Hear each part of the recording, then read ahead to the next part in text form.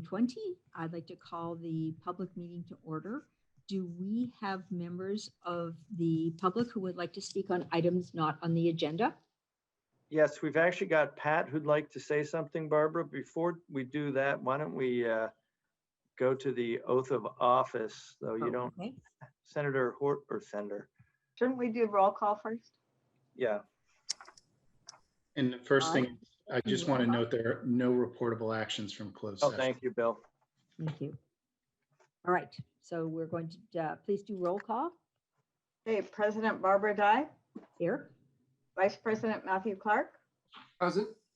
Director Nancy Marsh. Here. Director David Seaton. Here. Director Eric Sukumel. Here. And our staff is General Manager Chuck Duffy, Legal Counsel Bill Parkin, and Assistant General Manager Delia Comito.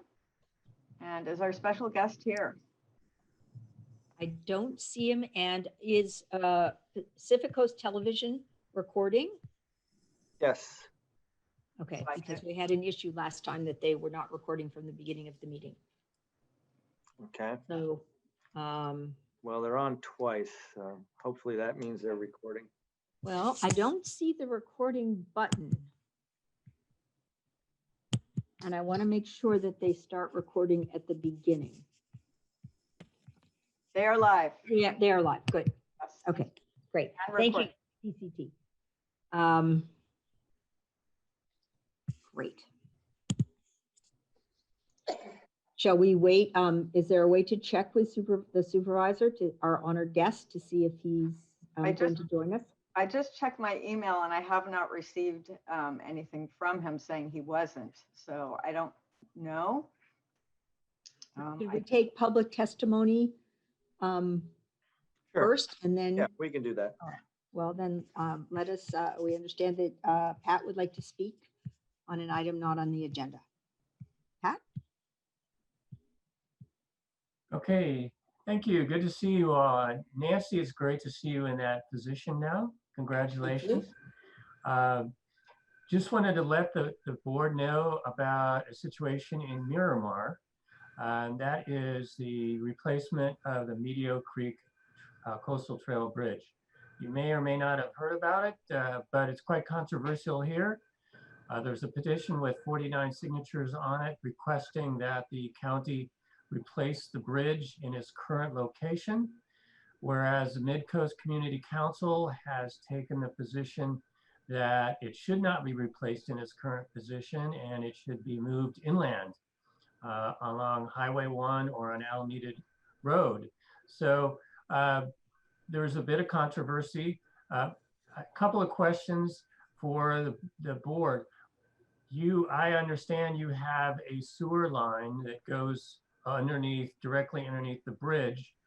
Is that live, as in working? Second question is, do you have plans for that, either if the bridge is replaced in its current location or otherwise? And if you would want to please consider supporting we have the replacement of the bridge in its current location. It is the quickest way to increase coastal access. It is the cheapest alternative that the county has identified, and it's strongly supported by the neighborhood in Miramar. So just wanted to give a quick heads up, and hopefully you'll support the idea of replacing the bridge in its current location. Thank you. Thank you.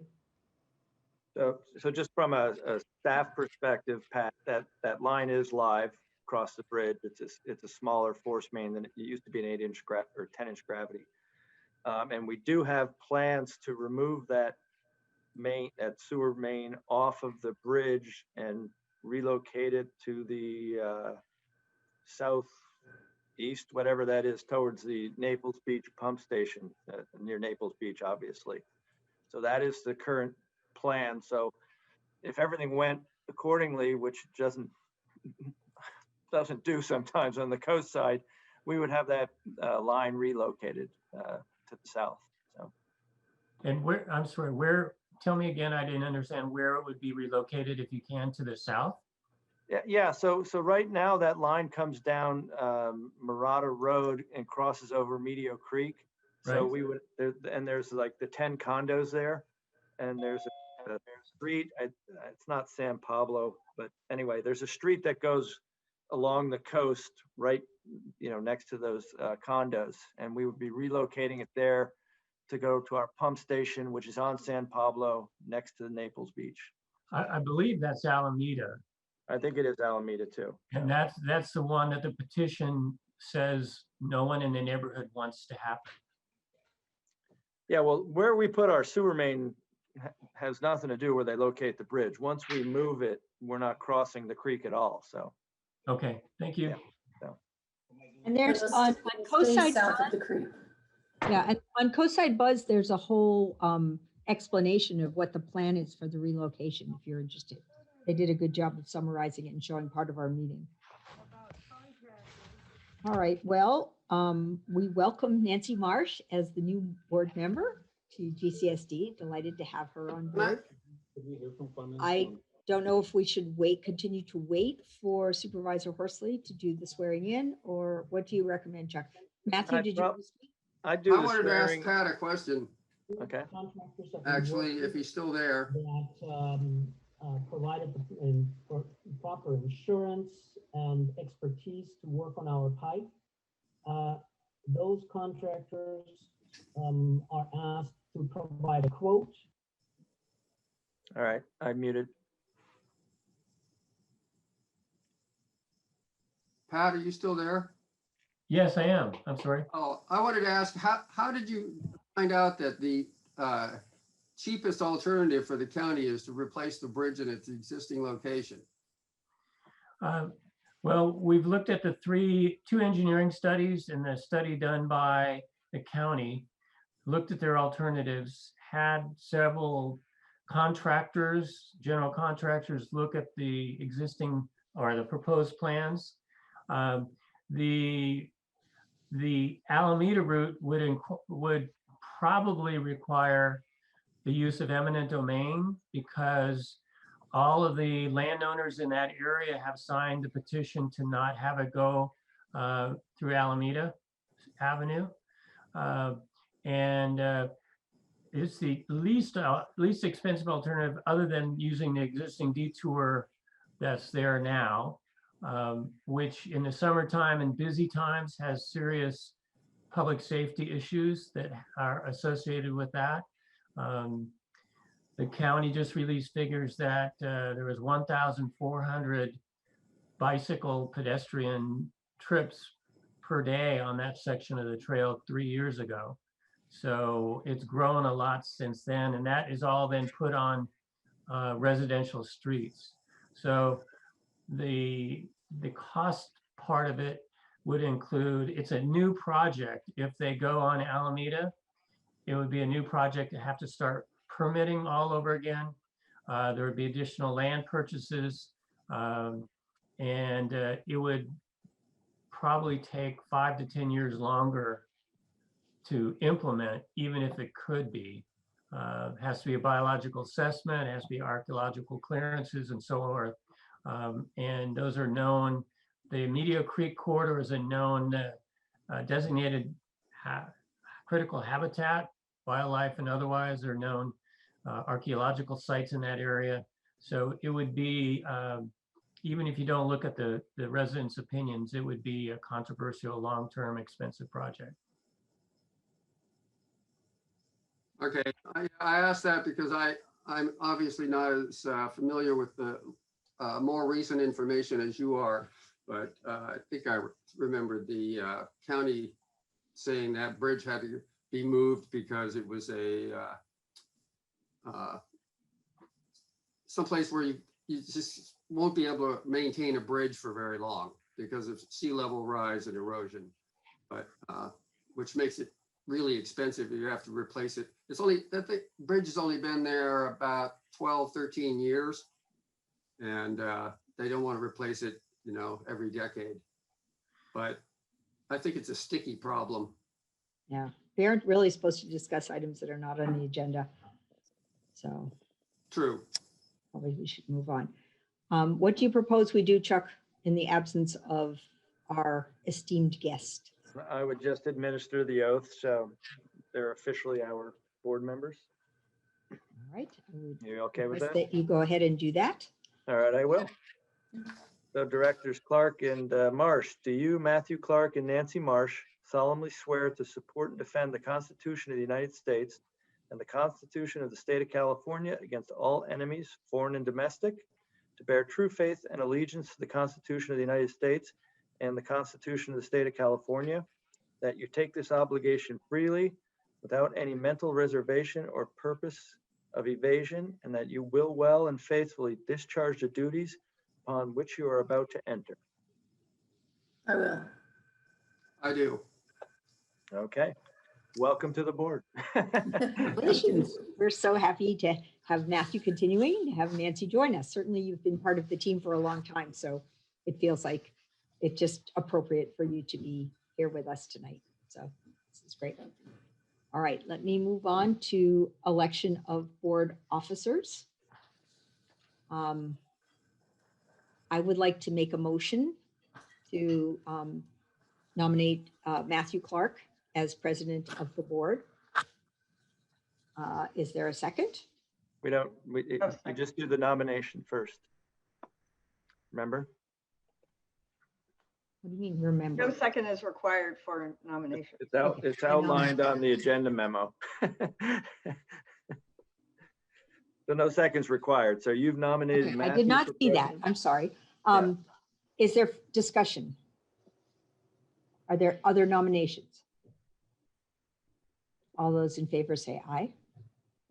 Aye. Aye. Aye. Aye. And can I go ahead and make a motion for vice president? Sure. And then I will hand it over to our new president. I would like to nominate Eric Sukamel as vice president. Any other nominations? All those in favor say aye. Aye. Aye. All right, and now I'm delighted to turn the gavel. I can't hand the gavel, and we don't change positions on the desks, but I'm happy to turn this meeting over to Matthew, the capable hands of Matthew Clark. Okay, first I have to say the last 3 Zoom meetings I've done, the audio and or video has gone out repeatedly, and like the SAM meeting on Monday, I think I missed half the dialogue.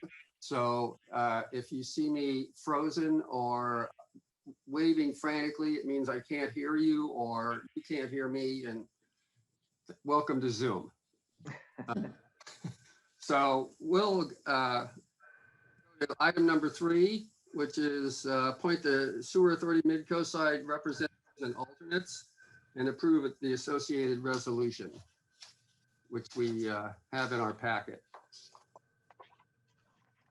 And I'll start by saying that our current reps, Sam, our Director Di, and myself, and I won't speak for Barbara, but I'm willing to stay on the SAM board.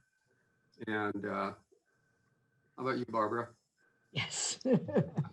I really believe that there are so many issues at SAM right now that it's important to have the continuity and the understanding of the issues, which are complicated, and that GCSD would be well served to continue its current representation. Matthew was the alternate behind Jim, so we still need an alternate in addition. I would be an alternate if that's a possibility. Well, If we you wanted me to had, do it. I don't know if this was official, but we had gotten Director Sukamel as the second alternate, and we sort of off the cuff informed him he was moving up to first alternate when Jim had to retire from the position. So what do you want to do, Eric? I mean, I'm happy to continue to serve as the alternate. Do we need 2 alternates, or did we just have 2? Yes, we have two alternates. In Yeah, case I'm both happy. directors, yeah. So there's a first alternate and a second alternate. So do you want, Okay, we have another volunteer to be an alternate. okay? I have a concern about David because of his expressed concerns about the operations of SAM. And I feel as if, much as I respect David and his contributions, I have a concern about him serving as a, What do you mean by concern with the operations of SAM? You mean just the structure of how, I mean, things are, I mean, there's lawsuits. I mean, there is most outsiders would say, wow, that's a messed up, system that needs some improvement, but I'm not, there's no blame. It is what it is. It's a matter of taking it seriously that as a community it needs to be solved. And I think that I'll be vocal, I plan to be vocal either way. I think if I'm a second alternative, probably will never make it to that point, but if it's needed, I'll be there. And if not, I plan to be vocal because I do think that there's a strong need for improvement, so, and I think everybody should feel that way. I think it is shameful, the state that things are in right now. Every taxpayer should be angry. And the fact that no other board members are in any of these boards is as angry as I am by it, I think is a major concern for me. So I'm glad that you brought that up. sorry, I didn't understand that last point.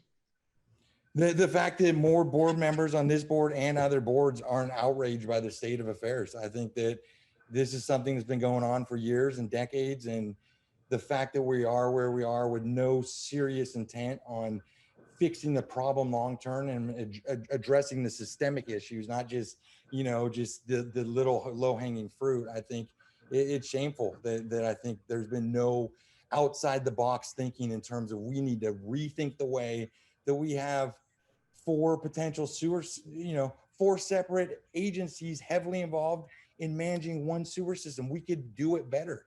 There's a better way that we could do it. And I think the fact that we're not willing to at least go there in terms of the thinking, I think is a concern for me. And I think that I'll be pushing for that. I plan to be vocal, like I said, whether I'm the second alternative or, just expressing that I think more people should, it really should be on the radar. More people that how outrageous it is that we could, as a community, that can do so many other things. We put so many resources into. We are into working this. very hard So, on the yeah. problems at SAM right now. Yeah, but I don't see nobody thinking outside the box to really fix the fragmentation that is beyond any one agency that can be done. It really does take taking a step back from the grassroots of our community and saying, wait, how do we want our sanitary system to look in 2020? There's ways that things can be kept the same, but we could fix the things that need fixing and stop the duplication. So we're moving far afield of the actual item. So yeah, I'm trying to sell myself as a second alternative. I think that, like I said, I'm going to be vocal no matter either way, but yeah, so that's my pitch. I'm the only other alternative for a second alternative. And I did have a very detailed SAM tour a few weeks ago, thanks to Barbara and Kishan. And I actually like plants like that. Brought back my old biology degree.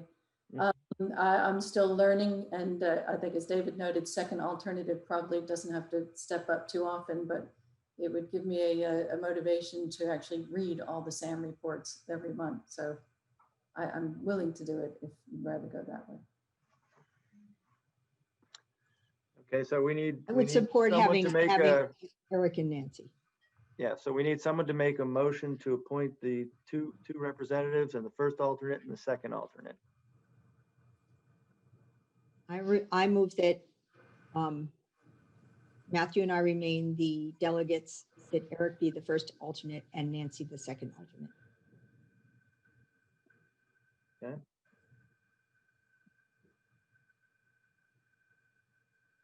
Is there a second? Matthew? Is there anyone who's not involved? They can second this. I'll second it. The motion.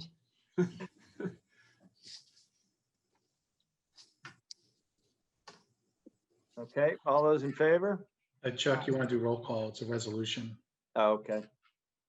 So the motion is to appoint Directors Clark and Dye as the SAM representatives, with Director Sukamel as the first alternate and Director Marsh as the second alternate, and to approve the associated resolution. So I will call a roll call vote.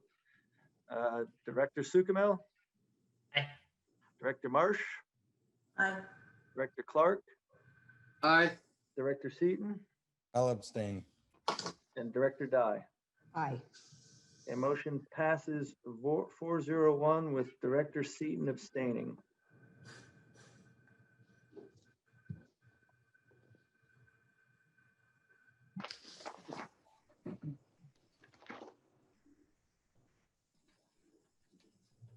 All right, item number 4, appoint a representative to the San Mateo County chapter of the California Special Districts Association. Our current representative is Director Sukamel. I guess the first question is, Eric, would you like to continue? Sure, I'd be happy to continue. It's been a quiet year for the chapter for obvious reasons, but hopefully we can re-engage a little bit in 2021. Okay, I move that we approve Eric Sukamel as the representative of the San Mateo County chapter of the California Special Districts Association. Second. Okay, it's been moved and seconded. I will do the roll call vote. Director Sukamel? Aye. Director Marsh? Aye. Director Clark? Aye. Director Seaton? Aye. Director Dye. Aye. Motion passes 5-0.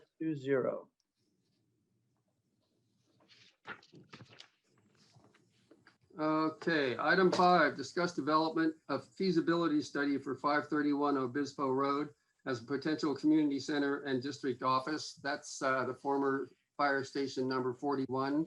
And Rebecca, you kept your face so straight for all that time, and now here you are live. I'm live here now, yes. All right. Yes, Rebecca Katkin, local architect, and who we hired to take a look at the building, some estimations of where to go. So you're on. Thanks.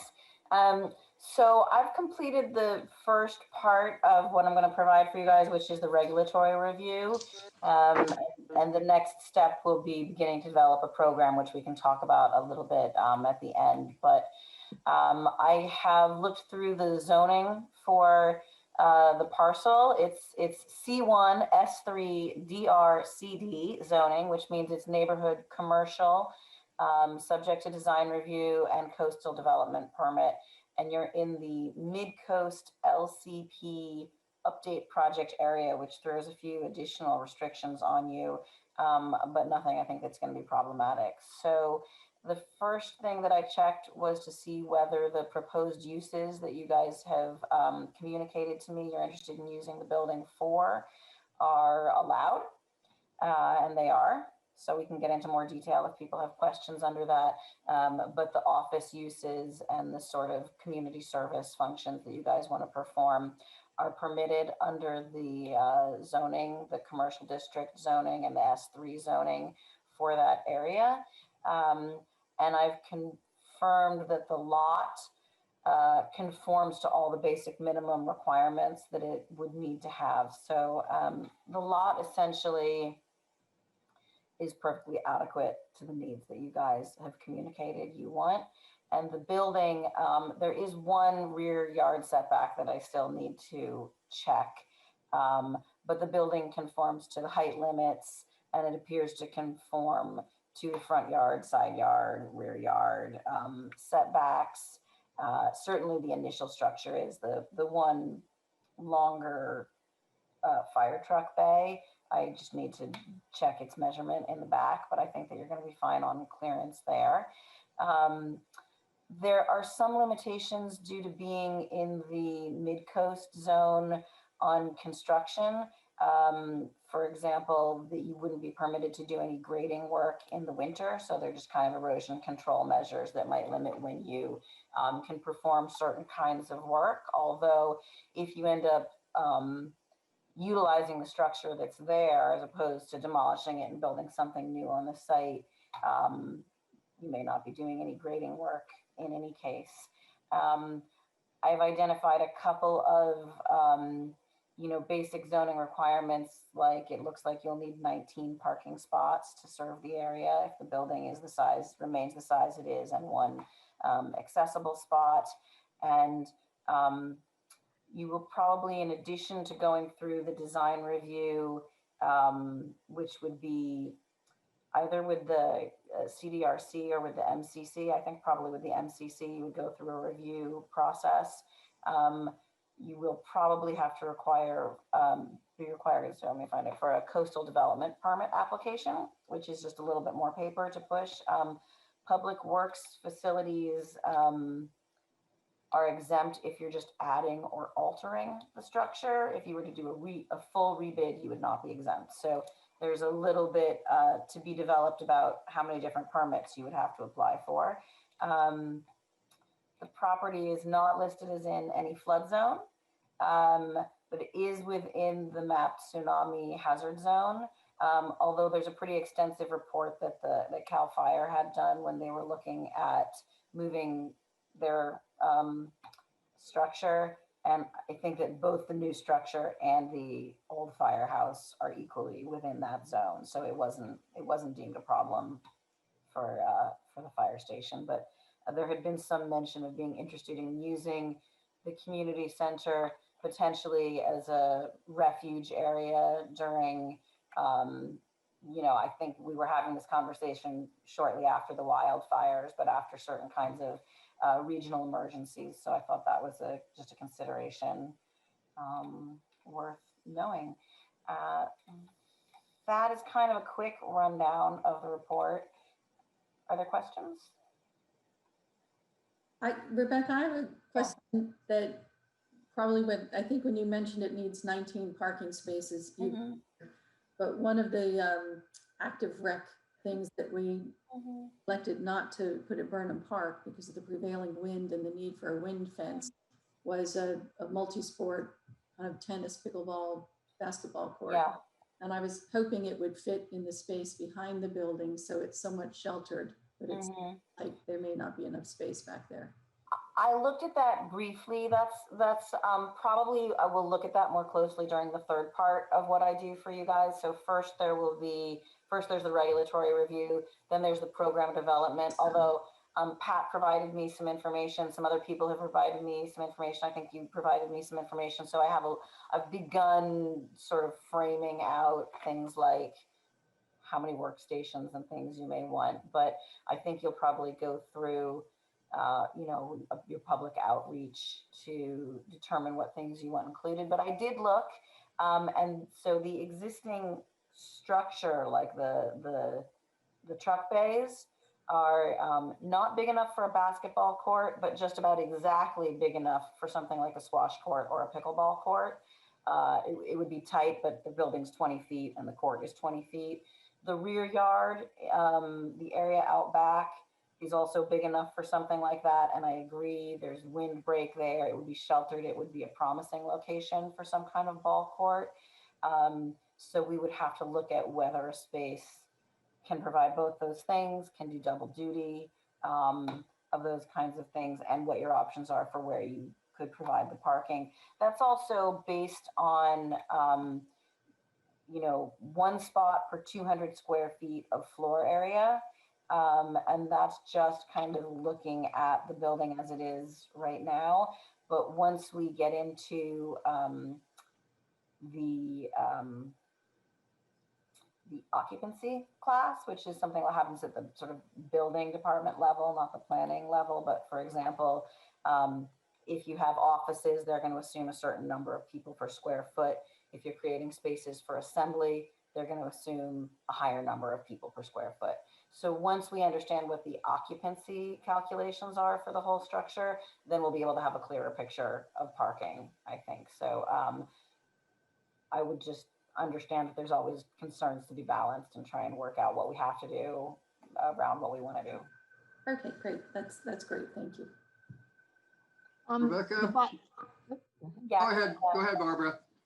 No, I was just going to say, so just bottom line for me, since we have not made a decision yet, nor is the property even on the market yet, but in your initial look at it, do you see any reason why we would not want to make an offer? You know, absent whether we decide to do it or not based on, you know, financing and uses and everything else. But is there anything to worry about the building or the regulatory climate that would give us pause about whether this would be an appropriate building to acquire? There is nothing that I see about the regulatory aspects of it that would be problematic. I think that the report you have from the engineer is probably a better guide to whether there are any concerns about the building. And I could speak on that more next month because I don't feel like I've totally dived in. I don't see any reasons that I'm aware of yet, but I don't think I've done all my homework on the building. I've started with the regulation. So, so far, I don't see any reason why it wouldn't be a good thing to do. Thank you. Matthew. Rebecca, is it, we would have to apply for part of the documentation and permitting process would be a new use permit. Well, the uses that are listed there are approved. So no, I don't think you would have to apply for a use permit. That was one of the things that I was looking at. You would only have to apply for a use permit. There's a certain category of uses that are simply allowed, and another category of uses are allowed with the application of a use permit. And the things that you want to do they're just simply allowed. So even though they're different than what the building was being used for before, I think you would just go straight to the level of the planning application permit. And that if you do need a coastal development permit would run concurrent, and that you would apply for those things at the same time.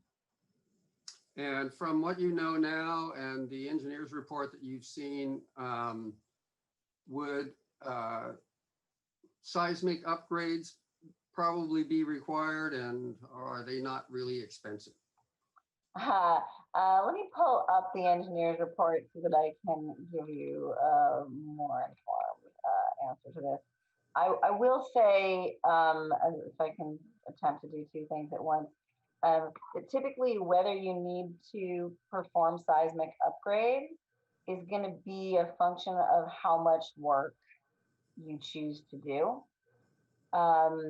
So if you are only making minor modifications to the structure, then you probably won't be required to do seismic upgrades. If you're making major modifications to the structure, then you can be required to do seismic upgrades. And it's probably premature for me to speak to whether those are a big deal or not knowing what your budget is or what would be considered a big deal. I would typically attempt to approach a renovation project with an eye to what work can be done without crossing the threshold that triggers that work. If you were to decide that the site is really great, which I think, you know, given its adjacency to the park you're developing, there are strong arguments for that site.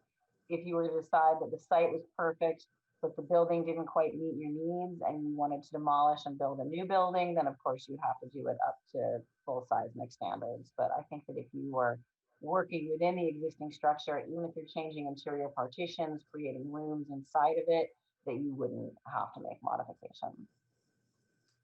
And parking, hey, there are not 19 spaces going to fit on that the ground. Is there a likelihood? Right now, we're planning to put in parking across the street in the new park. Yeah.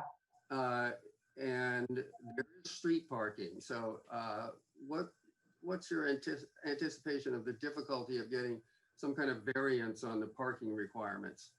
I think that if the park is your property and the building is your property and they're adjacent to one another, that there are probably easements that could be put in place to allow parking on one parcel serving another parcel. Or maybe lots can be merged or something like that. So I think that there will be a way to make that work. There's also, most jurisdictions in California are starting to allow bicycle parking in lieu of certain automobile parking spots and things like that. So I think that the county would be inclined to work with us on that. Great. I hear about a concern though, given the size of the lot. So I am going to make a point of looking into that before the next meeting. Okay, anyone else have questions or comments? Hearing none. Thank you very much, Rebecca. I think this is just part of our due diligence. Again, we Yeah, don't no, have to make a absolutely. These are decision. important questions, and I really, I like to think of myself as a problem finder. So I really prefer to find problems early rather than late in the process. So any concerns anyone has, no matter how random they may seem, please bring them to the floor, because I want to, attack everything from every angle. I was gonna ask, I was Yeah. gonna ask the max footprint, if there's any opportunities for square footage or other, I guess how any outdoor spaces would be used, I guess, as well, if there's the active recreation or something, if You mean if how there's that would go. opportunities for expansion? Yeah, just I guess the first thing would just be the max footprint in terms of if there is any opportunities for, whether it's approved or anything, just based on, and then what, how it would look, that the outdoor space and what, specifically, because I think the indoor space, I think we're more familiar with the uses and everything, but the outdoor space, I think, could be creative and could be even, depending on how you think of it, open to interpretation in terms of the, if it would fit there. So Yeah, those would be so my questions. typically a parcel in that zone would have a 50% lot coverage. But your building is, because it's got like double zoning. So because of the C zoning, as long as you don't include any dwelling units on the property, you're exempt from that, and you can cover as much of the lot as you want to. You can go up to 28 feet, so you could conceivably add a second floor above the 1-story portion. There are limitations on the amount of impervious cover, and if that parking area that exists in the rear is impervious, you're definitely over those. But the restrictions are, so you're limited to 10% of the lot being impervious cover, which you're over, or you have to submit and have approval of a drainage plan. So presumably the previous tenants submitted and got approval of a drainage plan for the way they have it set up there, because they're operating there legally. If you were to do something different, I do think of the things that I saw in the survey, I think it would be really challenging to try and have, say, a swimming pool out there, because there's just no way around how impervious that is. But I think ball courts are a possibility. Again, they might be better if we tried to incorporate something like that on the interior. I know that there are some surfaces, like tennis courts can be clay courts or things like that. So there may be an opportunity for materials that are both hard enough to bounce a ball on and allow rainwater to percolate through. That's kind of like we're not at that level of development yet. I think that there's a ton of potential for development of that space as outdoor recreation space, just that it's a nice wind-broken space. And we just have to look carefully if we do want to pave some part of it, or essentially put a floor on some part of it to make ball courts. Then you're gonna, just need Tom or some other landscape architect or civil engineer to provide a drainage plan for you guys so that it all works out. I think it could be handled. Just a matter of appropriate site design. Okay, anyone else? All right, thank you, Rebecca. And Sure. uh, Thank you. will we be hearing from you in our January report, which will be Do you have a date? the 21st of January? Check the calendar.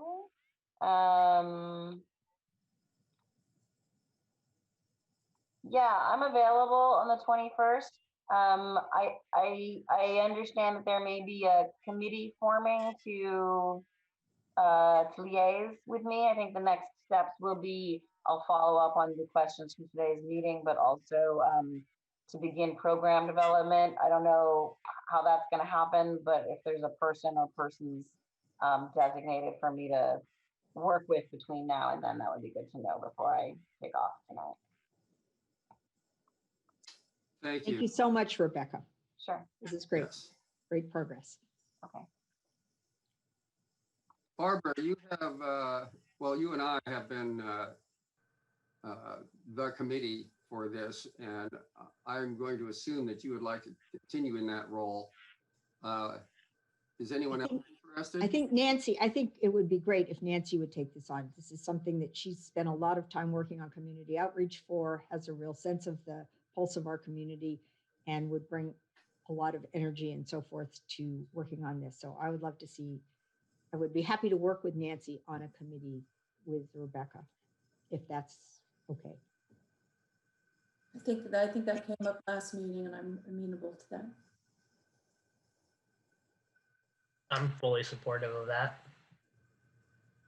As am I. Okay, so we'll put something on, I think the board has to approve this, so we'll put something on, it won't stop you from doing anything in next month, obviously, but we'll put something on the consent agenda for next month. Okay. All right. All right, great. Great, I'll look thanks. forward to talking to you. Thanks. Thank you. Thanks for Thank you that. again. Thank you, Rebecca. My pleasure. Bye. Item 7, report on ecology of the coast solid waste rate adjustment for 2020. Wait, what about 6? Six. You missed 6. Oh, I missed 6. That's a big one. Yes, report on parks and recreation activities. We have no documents, so who's leading off on this? Nancy, would you like to start, or Claudia? I just have one sort of last follow-up from Pat. I can do quickly. Parks Advisory Committee set up 4 dates for next year as per the charter quarterly meetings. Pat, as vice chair, will chair that meeting, but typically at the first meeting of the year, PAC elects a new chair and vice chair. The other thing that came up for that meeting is Pat had, I thought, a really good suggestion that probably will be timely following the January board meeting, to have a meeting where they invite Eddie Bealey, who is the Parks and Rec lead at Half Moon Bay, just to have a discussion with him about their experience with their community center, what's working for them, what's not working for them, how it's working for their community as well, and just for an exploratory discussion. Potentially also, I think Pat mentioned Pacifica, although they have a much larger constituency than we do, but I thought that was a nice idea they could potentially do at that meeting. And so I'll hand off to Claudia. Thanks, Nancy. The only thing that I have to report tonight is that I've been working with with Anna Davidson to set up children's programs. We're starting as soon as school reopens, which still looks like it's going to be the end of January. And she's got several programs ready to go as soon as we get the thumbs up to utilize the space within the office and with social distancing and mask and the whole process. And she's very excited to be leading that program for us. And the same person who did the embroidery? Yes. Yeah. Okay. Yeah. And I've got an update on the pump track. So I've had I can't remember when, I believe since our last meeting, I had a phone call with Nicholas Calderon from the county. He has sent me a draft MOU, which I have forwarded on to Bill for his comments, and he's returned back to me, and I've had comments on that, and I've talked with a couple other people about it. So I'm going to be forwarding that MOU back to the county, and that will start the process, and your board will see that at our January meeting. Thank you. And that's all I've got, Matthew. Okay, any other comments or anything on Parks and Rec? Hearing none, now we'll move to item number 7. I know someone's been waiting for this. It's on screen. Report on the ecology of the coast solid waste rate adjustment for 2021. Hi, Chris. Okay, is your microphone working?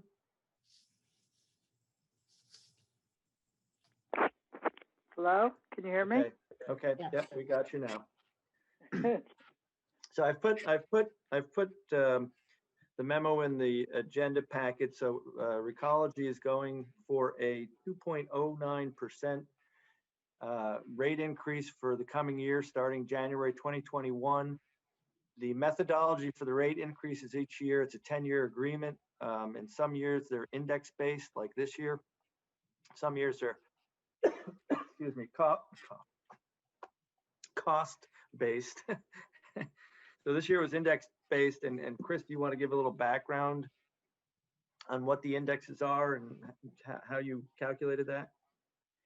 The index years are mostly based on driver's costs, gas costs, just the main disposal site fee costs on the regular indexes that we use. I guess one thing I do want to say is this is a 2.09% rate increase over 2 years. Oh. And I did a little calculation. Let me put on my glasses here. Did a little calculation that 71% of our customers use the 32-gallon can. So that rate is going up $6 a year. So if you average that over 2 years, that's 25 cents a month that the rates have gone up. And there are, so there's 71% uses the 32-gallon can, 16% use the 20-gallon can. That rate is going up $4.92 a year. So over the 2 years, that's a 21 cent a month rate increase. During the COVID crisis, starting March 17th through the present, when Pillar Point Harbor was closed down, Recology lost an excessive amount of revenue. We lost in excess of $60,000 to $65,000 a month. Wow. And we have done a lot of cost-cutting measures, and I feel that an increase of 2.09% over 2 years is a very significant partnership between Recology and the Granada district. This rate also includes pickup of all the beach cans on Sundays. So we're going to be picking up the Pillar Point Harbor area cans and the beach cans right at Surfers Beach, as well as the Miramar area. And we have been doing that for a while now, after discussion with Delia and Barbara Dye. So we have been picking up those cans since the summertime at no additional fee, and now they are built into the fees for the coming year. We are also have increased the pickup of the dog waste containers. We're getting those at least 5 times a week, and that was a real concern of Delia's, that people had called her and stuff. So we've been servicing those 5 times a week, and I haven't heard from Delia, so I would assume that that is satisfactory, that she hasn't been getting any complaints anymore. So I, again, as always, am very proud to be a positive partner with the district. During this COVID period, we have not missed one pickup in the last 9 months. So we have been a steady partner in this uncertain time. It's another thing that I'm pretty proud of. Yeah, and I want to thank Chris. Sorry, Barbara, but I want to thank Chris for working with us for whatever it's been, certainly these past 15 years, and it really is a great partnership. She really does a great job of looking after the coast and keeping our rates down and being responsive to a lot of our concerns. So thank you, Chris. Thank you. Barbara. I just wanted to say the same thing, and especially the fact that you make special arrangements to pick up the trash on the beach. We know that there's a lot of sort of fussing about the trash, and it's a real problem because people come and leave their trash all around. And the fact that you know, are sending someone on the weekend, which is, you know, not your regular staff, to do this for us, I think the coastside really appreciates it. I also wanted to ask you, it's going to be another year, I believe, until we are required to implement household waste garbage collection. Can you talk about that? I know I heard the discussion, I think, at the Mid-Coast Community Council about this, and it's required in a year, correct? And we'll have to make some changes for that, and there will undoubtedly be additional costs for that. Right. We're talking about AB 1826, which is now morphed into AB 1383. And there are some kind of caveats that will fit into the Granada and Montera districts. And I just was on a 4.5-hour conference call about this. So I will be gathering all the final information, and we'll have a meeting with Clemens and with Chuck, and we could discuss the different nuances that would fit our districts, and then come back to the full boards and discuss it and see exactly how you want to proceed. There have been some delays. There have been other things that have really been pushed forward. So again, this was quite an informative call that I was on, and I'm waiting. I asked for specific information after this call from the state that would cover our district. So once I get that, I will have a call with Chuck and Clemens, and then we could, I'll get their input, then we could move back to the board. My only input would be, you know, in terms of raising price, I think just from, you know, looking at it, not just focused on the lower end of the market. I think there's an ability to look at the higher end of the market in terms of, I think there's a lot of people that pay a premium. My neighbor has an extra truck that he fills up and takes a dump site. I'm always running out of space. I think there's a lot of people that pay a premium fee if they could top off their bag and know you guys would come and pick it up. Obviously that could get out of control, but I could see a real opportunity to say, heck, I'll pay double the fee if I know once or twice a month I have an extra bag, and instead of scrambling to do that, I know you guys are going to pick that up and I don't have to worry that it's going to be sitting there because it's a little bit high. I think that you guys could look at that and really look at the premium end of the market and say, hey, if you guys want to pay for this, we do have this opportunity, because I think there's so many people that are scrambling with their trash because they have their basic sizes still, the biggest size you guys have, and they're still, you know, running short. And I would just say, just think about that, because I think these days there are a big segment of people that will pay a premium just for the peace of mind of not having to worry about scrambling, you know, once or twice a month to dispose of extra trash. So I think that could be an opportunity that, you know, could be something that you guys could turn into a good revenue opportunity. We do, councilperson, Seaton, we do have that ability presently. All the customer has to do is either send us an email or make a phone call to the office. And even though our office is technically closed for COVID, we are manning the phones from 7:30 to 4:30 Monday through Friday, and we are manning the emails 7 days a week. So anybody, we need to get authorization from the customer only because previously we've gone ahead and just taken things when people have left it.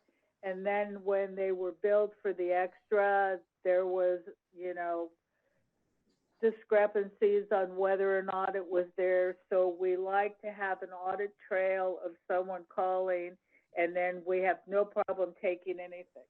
Yeah, and I think that could be the opportunity. There's a reoccurring authorization. It saves your staff tons of time, and I think a lot of people would pay for that peace of mind to know that as long as they met those constraints, that I think that could be really a good opportunity where people would pay extra. I think it's something to think about, because I think there's so many people that pay extra for that peace of mind and still won't end up using it maybe every couple months, but it's just that peace of mind to know I don't have to call and email and do all this.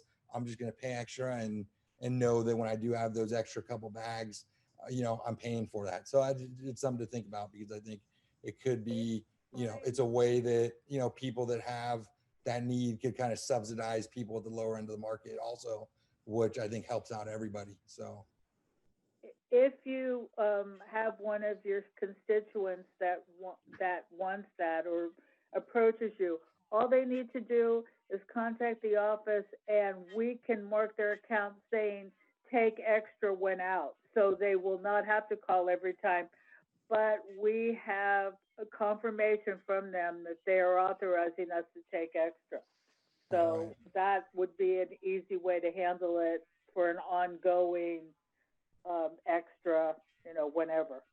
Okay, sounds good. Thank you for that. I think that's a good point that David's made. I know that on our block, there are several homes who regularly have stuff sticking out of the top of all of their cans, and sometimes they won't even close. And then the ravens and crows, and occasionally mammals as well, get in there and spread it all over the streets, and it's a nasty situation. But I would also note that you can get twice the 32-gallon cans. There are 64-gallon cans available. Of course, they cost more. And as well, there's you can get an extra 30-gallon bag with collection, unless you have a 20-gallon cart, for currently $8.13. And that's per month, I think. Per bag, it's per bag. Per bag. Per bag, which doesn't sound bad if you generate that much trash on a regular basis. So,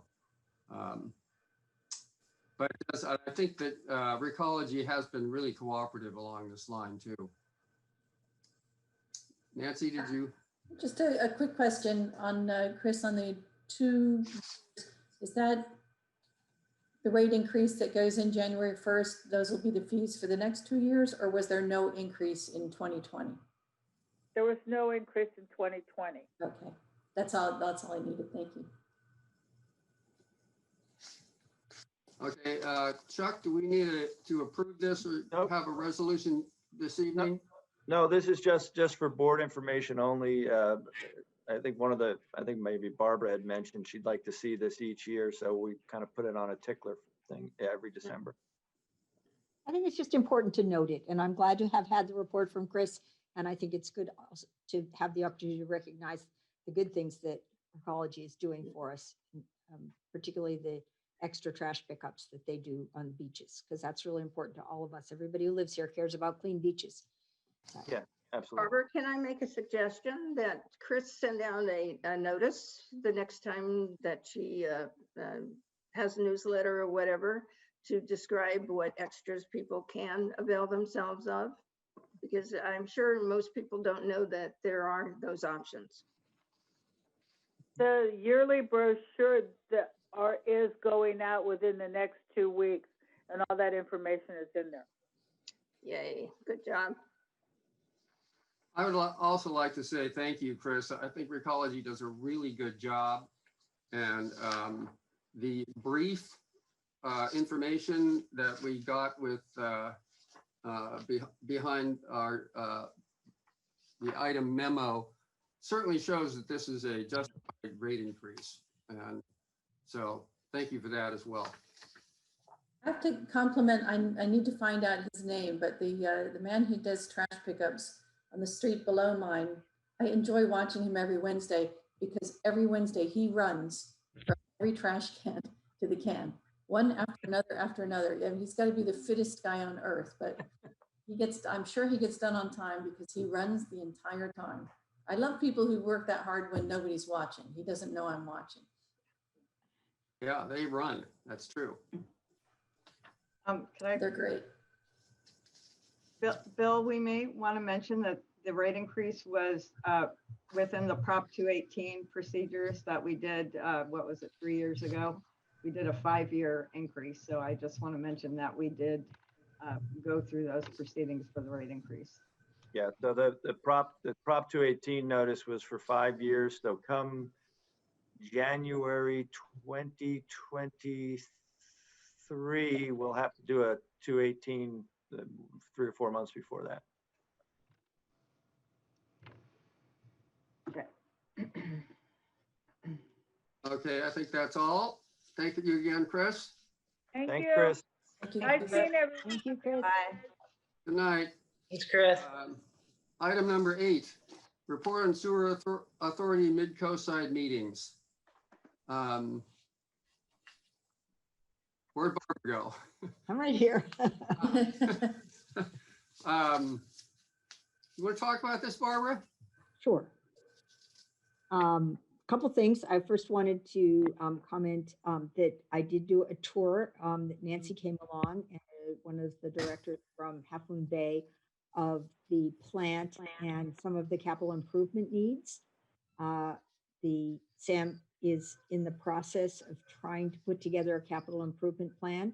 I think many realize that normal aging processes have affected a lot of the equipment at SAM, which was, a lot of it was installed 20, 30 years ago. How long ago, Chuck, was the upgrade of the SAM plant? 96, so 96. 24 years. So, you know, it's a question of, we all have responsibility for keeping that plant going. And it's not always easy to determine, you know, just because something's old doesn't mean it's not working fine. So taking a look at the capital improvements, and we all, our agency and the other two, Montera and Half Moon Bay, all contribute to the capital improvement program for SAM. And so the way that's put together is very important to all of us. And so I don't have a whole lot of specifics on that, but I think we'll be coming back to the board with some issues around that soon. Probably the most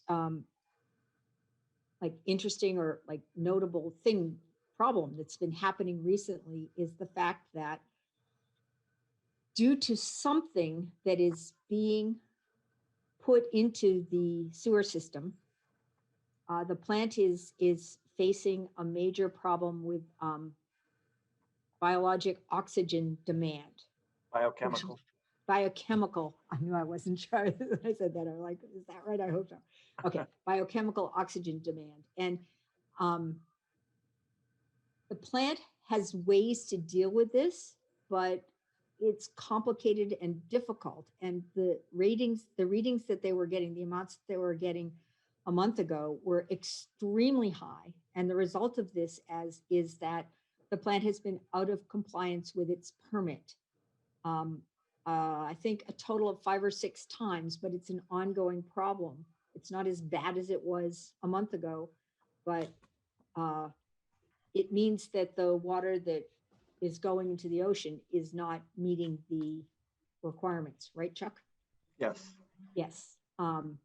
It is And I, not. and yeah, it's high in BOD, biochemical BOD. oxygen demand. And you may, yeah. Yeah, I just want to point out it's not like we're horrifically, or Sam's horrifically polluting the ocean. It's just got a little bit higher BOD, which if you were discharging to a lagoon or some enclosed body of water, it'd be a real issue, but the ocean can absorb. It's not like a sewer spill. This is still treated wastewater. It's just not hitting its numbers. It's like low, it's like low oxygen wastewater. Yeah, exactly. And so what is the source of this? They don't know. The most likely sources are breweries, distilleries, fertilizers, and so forth. And they have been trying to identify the source of the problems. Most of the problems have come from Princeton. There's also been some high readings in Half Moon Bay. It takes 5 days to get the results of a test. They have to send it off, and they don't know, if they're sampling something that's in, one particular spot in Princeton, they don't know for 5 days. They have just bought some additional equipment so they can do, I guess, not a perfect test, but a test that will help them. It's chemical oxygen demand they're going to measure, and that will give them, they can do that in 2 hours, and they'll be able to maybe figure out where it's coming from more specifically. But it's a real mystery right now, what's causing this. And it's requiring them to really change the way things are done at the facility because it affects the process, because the stuff that's coming in is so out of unexpected levels that their normal system for processing doesn't really work, and they have to do all this extra stuff. Chuck, do you want to say anything further about that? I'm not sure I explained it that well, but and this stuff can get detailed quickly. I won't do it. So you design a treatment plant usually for a BOD loading of 300 to 350 parts per million. They were getting some readings, 500, 600. One of them was 1,200. One was 1,900. Okay, one of them was 1,900. That puts a strain on the system. Generally, what you do in a case like that is you've got extra aeration basins, and you open up an aeration basin, you fill it up because you're trying to get more air, like Nancy pointed out. You want to get more oxygen to eat up that demand, if you will. When I read through their reports, I was going to say I don't understand. I understand their reports. They are operating it in kind of a strange way, but I don't know that treatment plant that well. But this happens sometimes, not very often, but at our treatment plant down here, we've had someone kill our smaller plant twice. They just dump a batch of something in there and there it goes. And so, and these things take a long... reached that level. This hasn't stopped the process. Because this is a BOD issue. It's not a true chemical issue. So, and these treatment plants are big biomasses, as I've said before, so they take a while to adjust to whatever it is you're doing. It's not like you'd add this and this happens. So it's certainly a challenging time for those guys down there. They had to put back into commission 2 tanks that were unused, huge tanks, to get enough space to blow enough air in to reduce it. And that's pretty standard. They do the same thing when they get high flows, just from the rainwater. It's a little different because when you get high flows, you get more dilution, less BOD a lot. So you're always... How far back does their tracking go where they have the increased levels that started being monitored? I mean, how far back do we go with good data? Like when did that, how clear is it that we saw the big spikes? And that was actually a question, and maybe, I'm sorry to interrupt, but that was a question I had because a treatment plant generally doesn't do influent, where that raw sewage BOD loading. It's not something we look at unless we have a problem. It's a little more difficult to take a sample because a lot of times you're taking a grant sample. As you can imagine, if you took the wrong grab sample, something might be in there that would cause high demand. So it's not really set up for that. So I don't know, Matthew or Barbara. They've also hired a specialist to help them with the sampling and figuring out what the source is. So they've brought in a special consultant who does this because And there's talk of maybe trying to have a meeting with the various breweries and distilleries and potential sources, because this is not a unique problem to SAM. And Well- that is generally one of the potential sources. Right. Well, but but to David's point, do they have a baseline from a year ago? Did they mention that? Like I said, it's not normal to test. We have learned from Tim Costello that it's not unusual in fall for the BOD numbers to go up, and they're never sure of what the source is, but it's sort of an annual occurrence, but nowhere near what's been taking place this year. And I think the big first big really high number was August, and those numbers have gone down on the influent, and they're messing around or changing the chemicals, and the procedures at the plant have also ameliorated what's going out in the ocean. And as of Monday's SAM meeting of the 14th, the outflow is again within the permit requirements, but because the BOD input is so variable from even day to day, there's no guarantee that they can keep that up.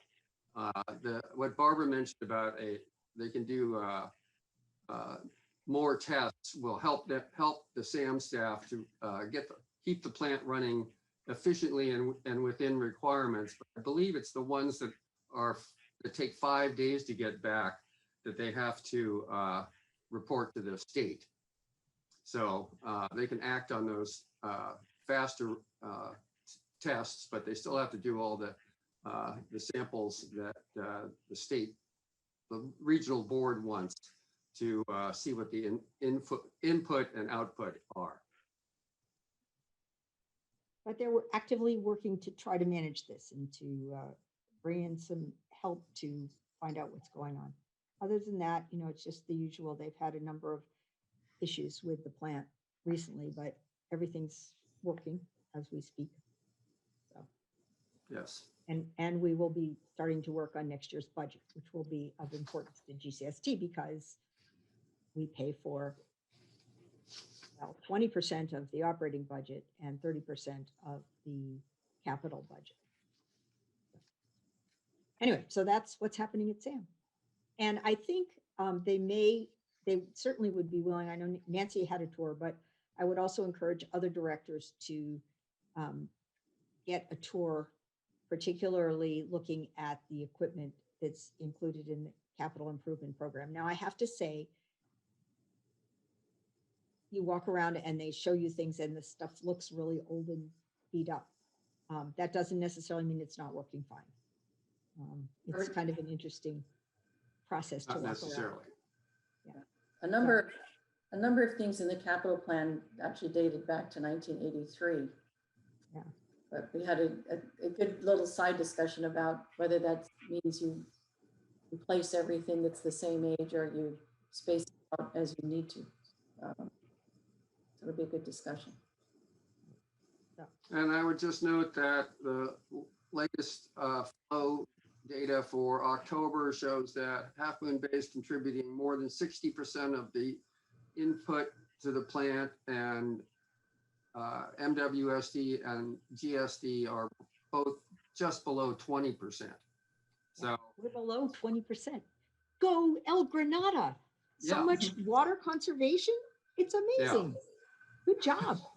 Good job, community. It's all my new low flow toilets. Yeah. Yeah, that's one of the things that does it. Yeah. Okay, I think that sufficiently covers SAM for now. President Clark, can I just mention something? Sure. I just noticed that on the report for the monthly collection system activity, it has the chart at the bottom, that's the 12-month moving. It shows category 3. spills, which is not correct. In fact, I just looked at the reportable spills on CWEX today, and I confirmed it with Tim, and we only had one category 3. So I don't know why they have 3 listed there. I think that information is incorrect. Okay. So Try to get that resolved. it's on page, it's their page 99 in our or 93, pardon me. 93. I can't read. Can't see, it's too small. But, Well, speaking of information that I don't think is accurate, Delia, they, as you know, they monthly produce a table of what they call aging accounts. mhm. And they're still saying that GCSD owes Sam $27,031.77 for over 120 days. Yeah, I'm aware of that. Yeah. Yeah, but I don't think that's correct, is it? You know, I tried to resolve this with Sam quite some time, in fact, a year ago, and it's still I thought it was pending. resolved. They tossed it to their accounting firm and it's gone nowhere. So I guess I'll have to readdress it with the general manager over there, but. Yeah, and that it's not aged over 120 days, Matthew. It's more like 1,200 days. That's how long Delia's been trying to resolve Yeah, I know. that number. So, and Delia did a great job. She put together a spreadsheet. She walked through a 2-hour meeting with them showing, no, indeed, we are up to date on all our bills and whatnot. So I know she could hold up checks that had been cashed. right. Yeah, I know. It's well. But Delia, can you send that to me? Because I'm on the finance committee for Sam, and I will put it on the agenda and we'll, Sure. you know, yeah, thank Well, put it this way, the accounting problems are being worked on assiduously and it is getting better. But right now, as 3 accountant, they're in-house and 2 other firms working on straightening out the numbers. So Yeah. The problem is I think this goes back farther than what they're looking at. So I don't think they really have the whole picture, but I'll talk to Director Dye about it. In the grand scheme of things, $27,000 over the past 5 years. It's a round. you. I know, but it doesn't look good to have it sitting there. And I know. and I do really am impressed by the current team they have working on the finances at Sam, and they really have straightened a lot of things out. I mean, at one point they thought we owed them $700,000 or something. So they have really straightened up, and they're improving the reports that we get every month. Now we're getting much better reports, partly because I gave them a copy of the reports that you produce and said, can we do something like this for Sam? And they have. So, you know, I think things are getting better, but we should get this piece resolved.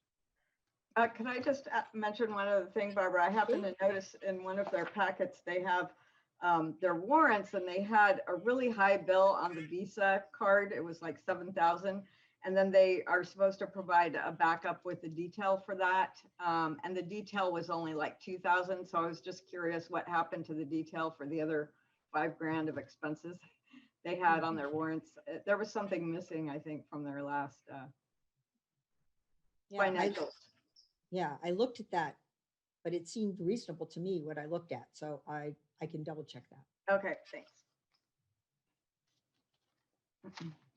all right, we'll move to the consent agenda. Item 9, November 19, 2020 special and regular meeting minutes. Item 10, December 2020 warrants. Item 11, October 2020 financial statements. And item 12, assessment district distribution, blah, blah. Does anyone have any discussion they'd like to have on any of these items, or can we have a motion to pass consent? Delia. There's a minor correction in the minutes under item 5. I'll go ahead and fix that. The date is listed twice.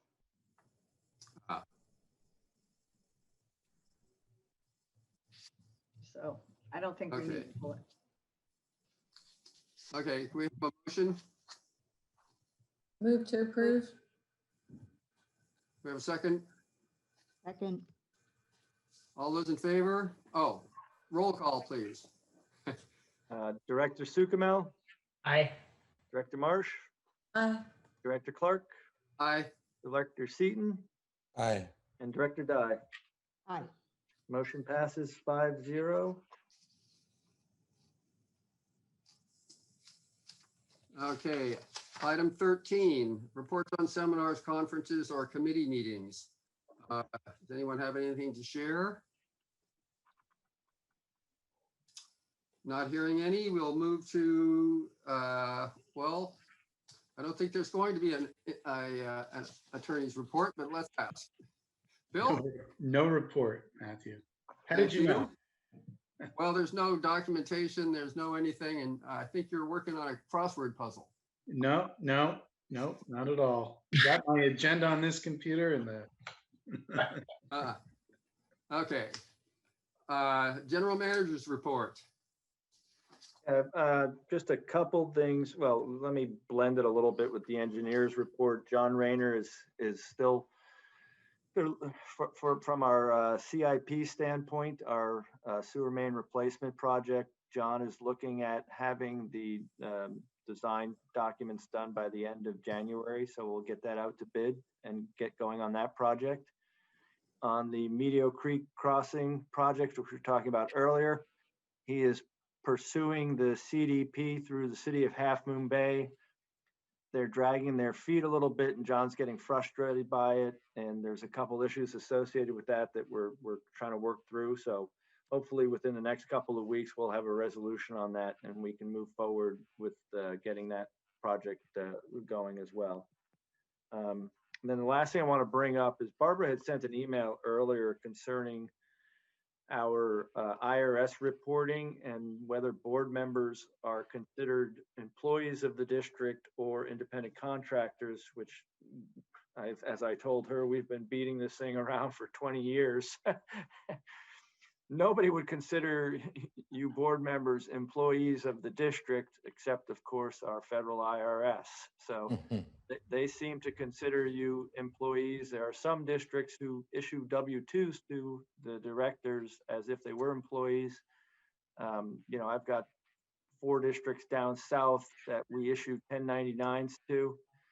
It's more of a board decision than anything, you know, but as Bill and I chatted a bit about this, the IRS would consider you employees. Every other definition would not, and calling you an employee has, you know, ripple effects on a lot of other things, personnel manuals and things like that. So I just wanted to bring it up to your board. If any of you have real concerns, you know, you could talk to myself or Bill about it and see what you want to do. And I don't know, Barbara, if you have any input you want to add to that.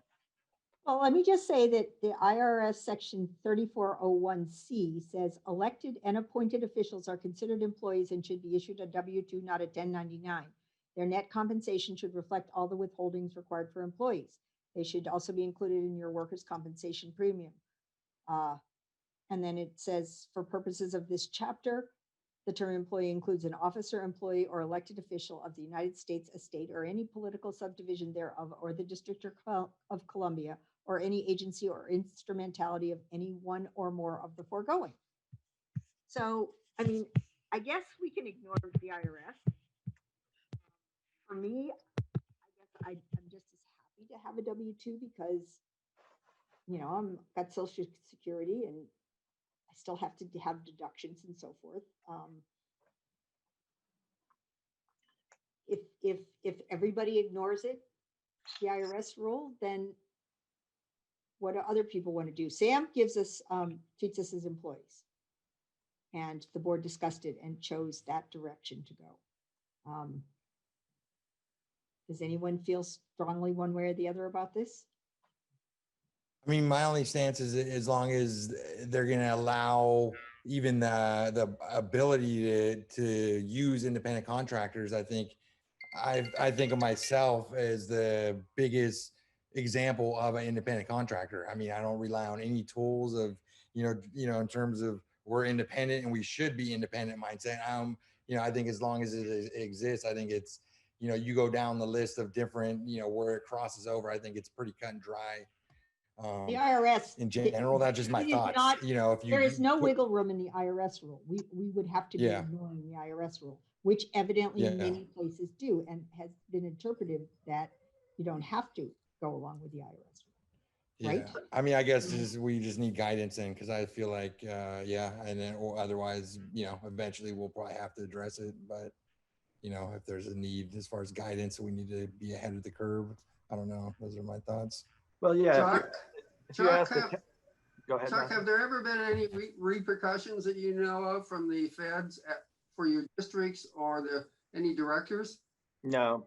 So I mean, this is, you know, this at the end of the day, you know, I was telling Bill, this is pennies compared to the other stuff. I have one of my boards meets every third month and they get paid $50.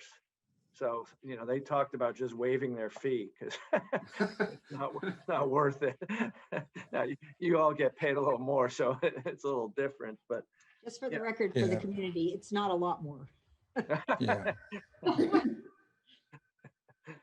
I would just like to say that issuing it as a W-2 wages would be a lot more difficult for staff. We would have to run it through payroll. And then there's also, apparently we would have to provide workers' comp insurance or some other type of insurance coverage as well. I think, and I'm not a tax person or a lawyer or anything, but I think there are other code sections that have some exemptions to the rule that was read by Director Dye that I feel we conform to. So has to do with the board not providing, individual directors not providing services per se, and are not directed in terms of the district doesn't direct them to do certain things. So That's what The occurred to thing me. that triggered Jacob. this for me, just let me say today, was I was looking at the open forum for special districts, and pretty much all of the people who were commenting there said, yeah, you got to have a W-2. I'm sorry. Go ahead, Nancy. Sorry. No, I mean, kind of the definition of employee is an employee has a supervisor. So Delia's exception made sense to me. thank you. Yeah, I think there's the legal side of it, if you will, what defines an employee and whatnot, and then there's the IRS side. Yeah, I get it. Yeah. You know.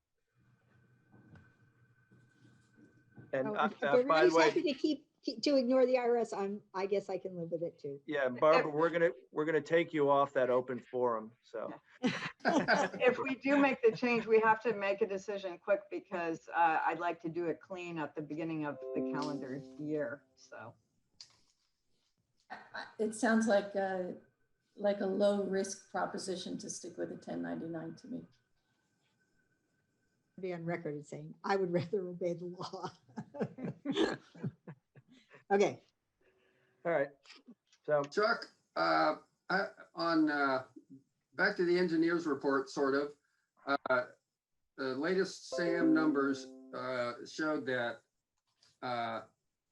GCSD's hotspot cleaning, by their cleanup crews, was at 144% of expected or budgeted.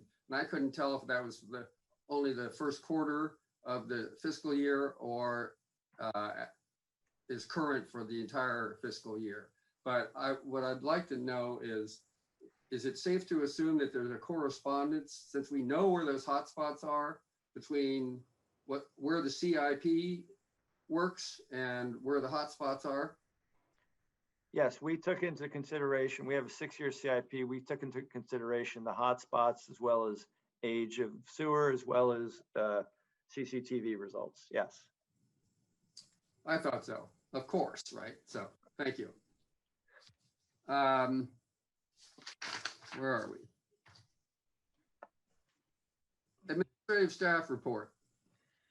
I thought of something and I've forgotten it. So I guess nothing further to report unless I think of it. Okay. Actually, one of the things that you've been reporting on, let me just comment, is that I did go out there. We heard back from Caltrans about the homeless person, and they said it's been resolved. And I went there and the guys moved onto our property now from the Caltrans property. So I wonder if somebody from Caltrans went by and said, you won't get hassled if you move on the other side of these logs. Well, I mean, And then when it started to rain, I saw what I believe was his sleeping bag outside the post office where there's an overhang. Ah. So Well, maybe then I whether- discovered I went into the willows and not where they used to be, where you could see them from the road, but really hidden are two pathways and two homeless encampments in the riparian area. They had these one people, there weren't any people there, but they had a shelter, they had a stove, they had, everything was pretty well organized and neat, a huge pile of equipment. So there's people living in there. Bill, can we do an eviction during this COVID pandemic? I don't think we can. I don't see why the rules are different. Is there a reason Renters. you're asking? It's a good question, but is there something that's triggering that for you?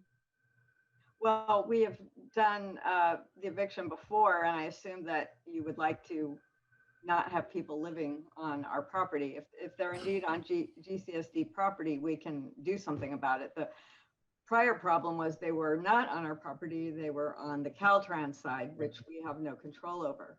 Right. Why don't maybe, I'm thinking maybe we reach out to City of Half Moon Bay, specifically Matthew Chister. Last time I heard him speak so eloquently about cooperating with homeless and his, how cooperative our community of homeless people have been. I feel like the fact that it's a riparian area, I think there could be a conversation like, hey, this needs to be off limits, here, I think some, I think the city's taking the lead on, I think that's going to evolve into something, but I think they have some of the resources, they have the one program. So I think maybe we could lean on them and say, hey, can you help us with this? This is a, an environmentally sensitive area specifically that we're wondering if, before we look at other legal resources, you guys could step in because they're more familiar with it and see if maybe they could. Delia, last time you engaged, you got Life Moves. Yes, and they are involved. They know the people that are out there. They have offered them services and they are not taking them. So I don't really know that we have any other options as far as, we're going to have to get them. They're going to move somewhere else and it's going to be a problem somewhere else. So, and eventually they'll probably come back. I mean, I don't know, but they'll stay as long as we allow it. And if we want to proceed to move them out of there, I think that's really the only way we can do it. Life Moves will go out there because before I can even start the eviction process, I have to contact Life Moves, and they will go out there and talk to the people before we proceed with the notices. So. Yeah, and I would say maybe we could lean on them a little bit with urgency and say we are doing this. This is going to happen. It would be in your best interest to try to speed up the timeframes to getting them help. Otherwise, well, we're the ones that have to do it, and there's a legal timeline and process that you have to go through. I personally do not want to go out there and talk to them myself because I don't want to become a target. One of the persons that's out there happens to be the brother of a neighbor of mine, so I don't want them to target me for anything. It just puts me in a difficult situation. So I can't discuss anything with them directly. It's also my understanding that that during the COVID thing, you're not allowed to evict them. That's why, you can't evict renters. Yeah. Well, I also think it affects people living in, I don't know, but I definitely have read something or have that impression, which I think Delia, you do too, that the rules are different during COVID. Yeah, I thought so, but I don't know. Maybe it's very complex right now. Delia, do you know if those people are included in the homeless count that the county has put out? I would assume so, but I honestly couldn't tell you. I know that both of them have been homeless for quite some time, and hopefully they are in the count. Yeah, I believe the county is not jumping on, but at least moving on the problem. And I think I read somewhere where maybe it's even Horsley's office said that they were going to eventually come up with facilities for all the homeless on the coast. That would be nice. Let's hope. Let's hope. If they want it. Yeah. Anyway. if And they thank you wanted. for working on this, Delia. I know it's. You're welcome. Yeah, it's a strain, I know. So we had the engineer's report, I'm going to assume, and future agenda items. What do you I would bring up, okay. go Should ahead. we agendize the Coast Trail, Miramar, Arroyo de en Medio bridge problem? Yeah, I think there's a need for just the community input. They want to be heard. That's their community, and they're kind of in a conflict because the normal venue they'd go to is the one that's, is, against them keeping it. So I think if anything else, I don't know how much we go into our role and everything else, but I think it allows the community to be heard and express themselves. And I think because we are a part of it, I think that there's an opportunity to at least have that as an agenda item, and I think it makes people feel good about it, regardless of how much we could control what happens with other agencies. I think there is because we are a recreation district and this is about people using a recreational trail, there is a slight tie-in, but there really isn't much that our district can do about this. But just helping to spread the word, I think, is useful. Okay.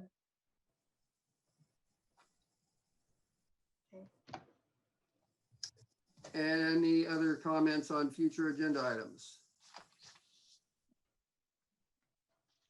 Well, thank you, folks. It's been a good meeting and it's only 10 after 9. So we're in good shape. Oh, Barbara. I did want to say something. Claudia Marshall has been doing our parks, been our parks coordinator for some time now, and we're doing some restructuring in the office, and she's going to be leaving us. I wanted to thank her for her work on behalf of the district and wish her well in future endeavors. Thank you. Thank you. Likewise, Claudia, from my point of view. Thank you, Matthew. Thank you, Barbara. I appreciate your kind words. Thank you for all you've done. Thank you. Okay, let's hit the leave button. All right, I will be Bye, ending this everybody. meeting. Goodbye, everyone. Holidays. Merry Oh, holidays. Can I get Happy signatures holidays. from somebody tomorrow? Anybody? Signature? Yeah. You want to do it, Um, Matthew, tomorrow? Are you yeah, I think available? yes, I think I can do that. Okay, I'll call you or Barbara or Eric. Are you, Dave, are you guys around at all during the day here tomorrow? I will be working, but Okay, give me a I'll call. just find somebody. I'm sure Yeah, I'll find somebody. Just ping me. Okay, thank you. All right, thanks, everybody. Okay, thank you. Good night. Good night. Okay.